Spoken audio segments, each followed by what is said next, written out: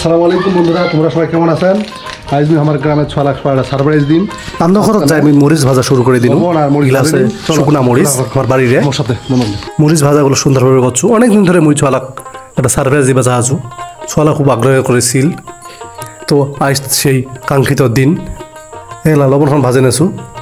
লবণ আর মরিচ একসাথে ভাজিলে খুব ভালো লাগে অবশ্য সেই সারপ্রাইজটা। অবশ্য তোমরা থামেলত দেখে নিয়েছেন কী কী সারপ্রাইজ দিই আজকা। তো 6 লাখ এখনও জানে না, তারা খুব আগ্রহের সহিত দেখেছে কী হবে আজকে আমার খাওয়া দাওয়া। তো প্রথমে আমি এই মরিচগুলা রসুনগুলা মরিচ আর লবণ থই দিল সাইডত। এখন সামগাইনে কুটে নিবা হবে, তো আমি সামগাইনে কুটে নিয়ে এলা। এখন 6 লাখ অবশ্য কাজ করছে ভালো, মরিচের গোঠালা ফেলা আছে।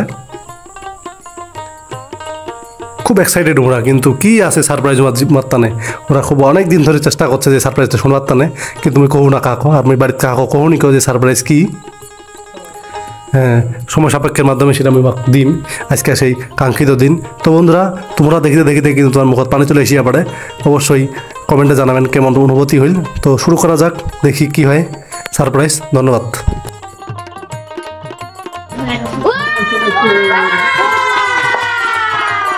আমার সন্ধ্যাটাই ঠিক।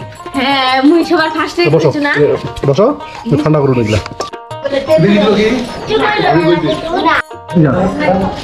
আমরা আলানো লবণ দিন ওঠে, তারপর তো সেই মজা কার পানি ইচ্ছে কদি মুখত সবার জিবাটা দেখাম নাকি বন্ধ কর, তুই কথা শুনিন না। দিবসের লোকটা খামলা তুমি কেন ডিস্টার্ব ধন্যবাদ।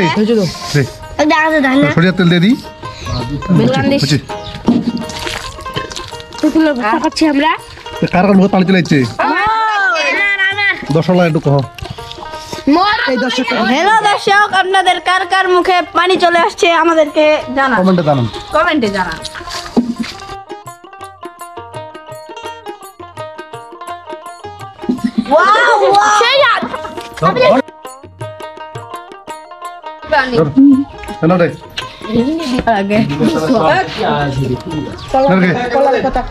কলার কথা আনবা হবে না।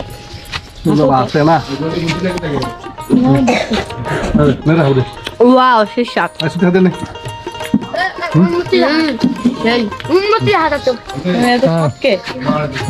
এত সাতকে সেই সাত। আপেল আপেল হাত ধুন নি হাতে হাতে। এত টককে, এত কেমন সাত টককে কেমন? সেই সাত। এত সাতকে।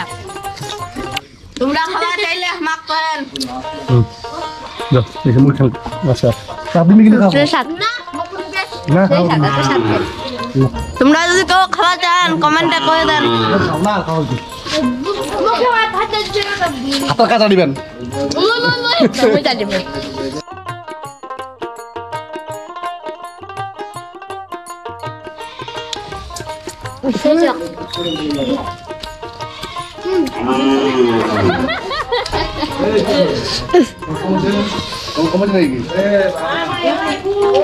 কেমন টাও গেছে যাচ্ছ?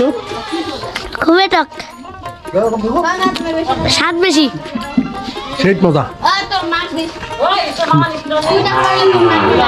ওয়াও, চাচু জাটাকা।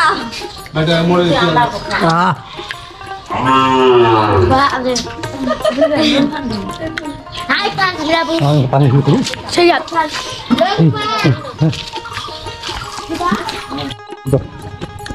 সেই সাত। পানি লিক খেলা খানি কেন? মজার জিনিস কি বেলকাং করে খাই যায়, যেন সারাদিন লাগা খাইতে। অঙ্গ খাবা আমি। সেই সাত। তাতে অনেক